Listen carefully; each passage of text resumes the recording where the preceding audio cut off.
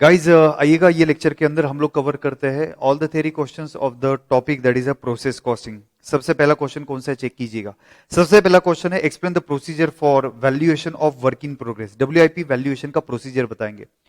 So guys work in progress, ठीक है। Now guys opening WIP and closing WIP will be valued with the help of three methods. सबसे पहला method है आपका FIFO method, second method is a LIFO method, तीसरा method है आपका average method. Now let's talk about the FIFO method. Sir ji FIFO method के अंदर आपको मेन इंपॉर्टेंट पॉइंट ये है कि द मटेरियल और जो input entering first will be completed first, ठीक है। इसका मतलब ये हुआ guys, output transfer to the next process. अगले प्रोसेस के अंदर जो आउटपुट ट्रांसफर होगा सबसे पहले कहां से जाएगा, तो सबसे पहले जाएगा वो ओपनिंग वर्क इन प्रोग्रेस से, और बचा कुचा क्वांटिटी करंट जो यूनिट्स आपने इंट्रोड्यूस किए वहां से जाएगा। से फॉर एग्जांपल गाइस आपका जो ओपनिंग वर्क इन प्रोग्रेस है वो सपोज 10,000 यूनिट्स है। आपका जो करंट यूनिट्स है, करंट इनपुट है, आपका जो करंट इनपुट है वो करंट इनपुट है सपोज 90,000। सो कुल मिला के 1 लाख क्वांटिटी का इनपुट है। एंड गाइस फिर हम लोग क्या करते हैं, output transfer to the next process. Output transfer to the next process, this will be divided into two part. सबसे पहले जैसे मैंने आपको बोला फीफो मेथड के अंदर जो सबसे पहले आया था वो पहले कंप्लीट होएगा, यानी output transfer to the next process सबसे पहले किस में से जाएगा, तो आउट ऑफ ओपनिंग डब्ल्यूआईपी। जी हाँ guys, out of opening WIP 10,000। Suppose 70,000 output अगले प्रोसेस के अंदर आपने ट्रांसफर किया है, 70,000, तो 10,000 ओपनिंग से जाएगा, और बी जो है वो आउट ऑफ करंट यूनिट, 70,000 में से 10,000 गया तो 60,000 करंट यूनिट्स में से रहेगा, ठीक है। Now guys output transfer to the next process, इसका जो कॉस्ट है वो कैलकुलेशन करते वक्त आपको गाइज ओपनिंग का कॉस्ट भी लेना पड़ेगा पिछले साल का, प्लस ओपनिंग को करंट पीरियड में कंप्लीशन का भी कॉस्ट लेना पड़ेगा, प्लस गाइज ये जो 60,000 यूनिट जो फ्रेश करंटली आपने प्रोडक्शन कंप्लीट किया हुआ है उसका भी कॉस्ट आपको कंसीडर करना पड़ेगा। ये हम लोग अपॉर्शनमेंट ऑफ कॉस्ट वाले टेबल के अंदर कंसीडर करते हैं। And last point in this method that is closing WIP will be belongs to the current units only. Current यानी गाइज आपका ये 90,000 है, उसमें से क्लोजिंग डब्ल्यूआईपी रहेगा। एंड गाइज क्लोजिंग डब्ल्यूआईपी की वैल्यू जो है वो करंट कॉस्ट के बेसिस पे रहेगा। जैसे output transfer to the next process को आपको दो पार्ट में डिवाइड करना पड़ेगा, आउट ऑफ ओपनिंग और आउट ऑफ करंट। ओपनिंग के अंदर दो कॉस्ट लगेगा, जो ओपनिंग को पिछले साल थोड़ा बहुत कॉस्ट लगा था, प्लस करंट पीरियड के अंदर आपको कंप्लीशन का कुछ कॉस्ट लगेगा, एंड प्लस करंट यूनिट्स के लिए आपको कॉस्ट लगेगा। वैसे ही closing WIP will belongs to the current input only and cost will be from the current year only. तो ये था आपका first in first out method का एक्सप्लेनेशन। सेकंड एक्सप्लेनेशन है गाइस आपका last in first out method, ठीक है। Last in first out method क्या है, द मटेरियल और the input entering last will be completed first. Entering last will be completed first. In this method output transfer to the next process mainly कहां से जाएगा, जो current period के अंदर आपने इनपुट लाया है उसमें से जो है वो कंप्लीट होएगा। And closing WIP will be valued, some part of the closing WIP will belongs from the opening WIP and some part will be from the current production as the case may be। तो जो closing WIP वो value करते वक्त guys आपको देखना है कि कितना closing WIP में opening WIP इंक्लूडेड है एंड कितना करंट प्रोडक्शन है। तो यहां पे दो पार्ट के अंदर आपका जो कॉस्ट है वो डिस्ट्रीब्यूट होएगा। नेक्स्ट मेथड है आपका एवरेज कॉस्ट मेथड। इन एवरेज कॉस्ट मेथड, इन एवरेज कॉस्ट मेथड गाइज आपको जो है वो पिछले साल का कंप्लीशन क्वांटिटी एंड पिछले साल का कॉस्ट करंट ईयर के कंप्लीशन और करंट ईयर के कॉस्ट के अंदर ऐड करने का, ये पहला लाइन वहां पे दिया हुआ है। According to this method opening inventory, opening quantity of inventory of work in progress and its cost is merge with the production quantity and cost of the current period, ठीक है। तो गाइज यहां पे ओपनिंग का और current का दोनों का हमारा मर्ज होता है इक्विवेलेंट प्रोडक्शन वगैरह कैलकुलेशन करते वक्त। Next one sir ji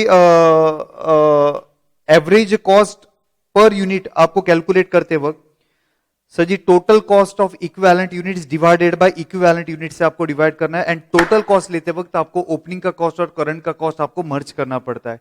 so material का मटेरियल में ऐड करना पड़ता है, लेबर का लेबर में ऐड करना पड़ता है, और ओवरहेड का ओवरहेड के अंदर ऐड करना पड़ता है, और इसको आप इक्विवेलेंट यूनिट से डिवाइड करेंगे, आपका जो आएगा वो आएगा कॉस्ट पर यूनिट। तो यहां पे एवरेज मेथड के अंदर क्वांटिटी एंड कॉस्ट दोनों, यानी ओपनिंग की क्वांटिटी ओपनिंग की कॉस्ट दोनों आपको मर्ज करना पड़ेगा, किसके अंदर, करंट की क्वांटिटी कंप्लीशन की एंड करंट की कॉस्ट के अंदर आपको गाइस ऐड करना पड़ेगा। सो ये था आपका question number 1।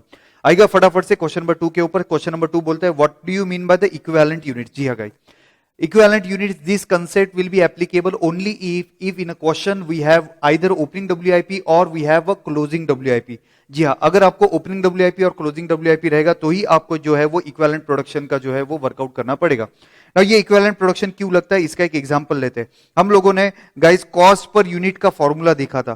Cost per unit का फॉर्मूला क्या था? Total cost minus realisable value of normal loss divided by input minus normal loss. ठीक है, तो ये हमने कॉस्ट पर यूनिट का फॉर्मूला देखा था. ये कॉस्ट पर यूनिट का फॉर्मूला फेल हो जाता है अगर क्वेश्चन के अंदर आइदर ओपनिंग WIP दिया रहता है या फिर क्वेश्चन के अंदर क्लोजिंग WIP दिया रहता है, क्योंकि उसके कंप्लीशन की यूनिट्स अलग रहते हैं. जैसे कि ओपनिंग WIP के अंदर आपको बोला जाता है कि सपोज मटेरियल 100% कंप्लीट है एंड लेबर एंड ओवरहेड जो है वो आपको 60% कंप्लीट है.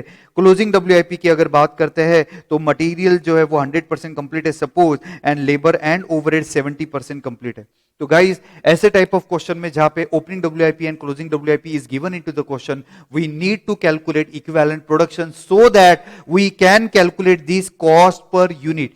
In this type of question, we'll calculate separate cost per unit for material, for labor and overhead. जी हाँ, separate cost आता है. Okay. So ये था equivalent units का जो है वो explanation. Next, equivalent units का calculation कैसे करेंगे? Guys, equivalent units का calculation एकदम simple है. सर जी प्रोडक्शन क्वांटिटी मल्टीप्लाइड बाय या फिर यूनिट्स आपको कंसीडर करना है multiplied by percentage of completion. जी हाँ सर जी, actual number of unit in process यानी opening WIP and closing WIP multiplied by percentage of completion.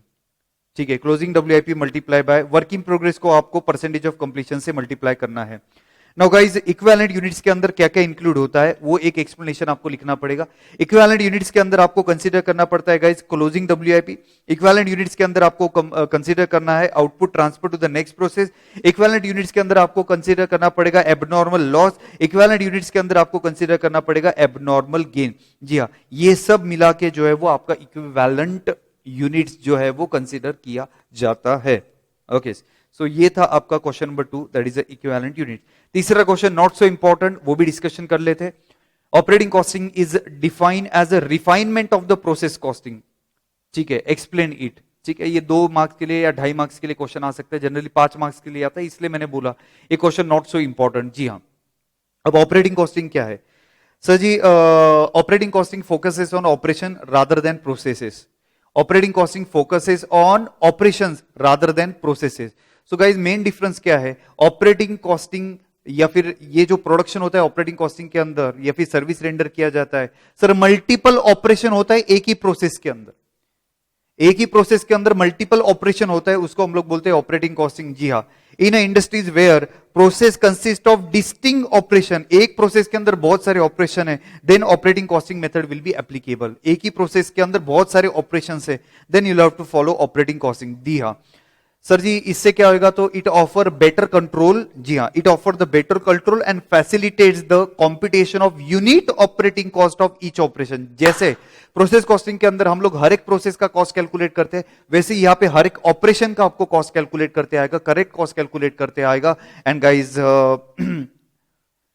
पर यूनिट का कॉस्ट यहाँ पे कैलकुलेशन करना इजी रहेगा operating costing. So sir, operating costing is just refinement of the process costing, is the next step of the process costing. Operating costing के अंदर क्या रहता है sir? Multiple process, multiple operation से रहता है एक प्रोसेस के अंदर. आगे बढ़ते हैं सर जी, क्वेश्चन नंबर 4 जो काफी इंपॉर्टेंट क्वेश्चन है.